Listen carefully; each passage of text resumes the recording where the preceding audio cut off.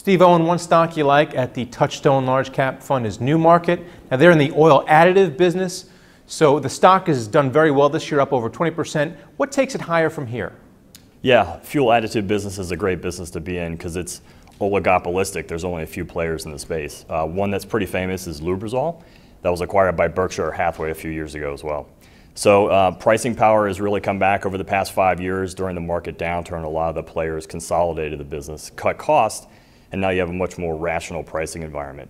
Great capital allocators. They're great with return on capital, buying back shares, and they actually bought back 5% of their shares during 1 quarter. So they have a lot of free cash flow right now, increasing the dividend. And the best part about future growth is just demand for fuel.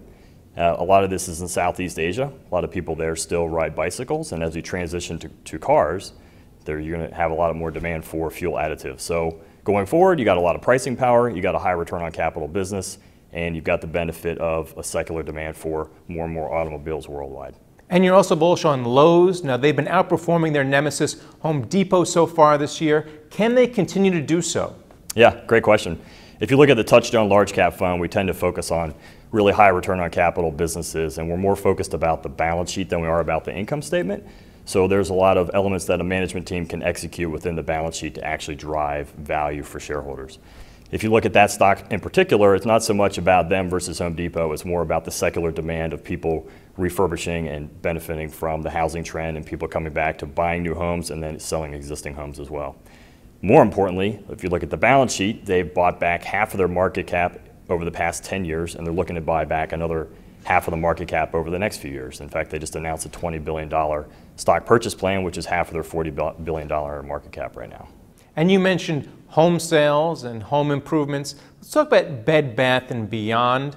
Now, is this a home sales play? Is this a retail play? Or is this a way that you're saying that people are taking advantage of lower gas prices? Why do you like BBBY? It's a great business and differentiable from other retailers.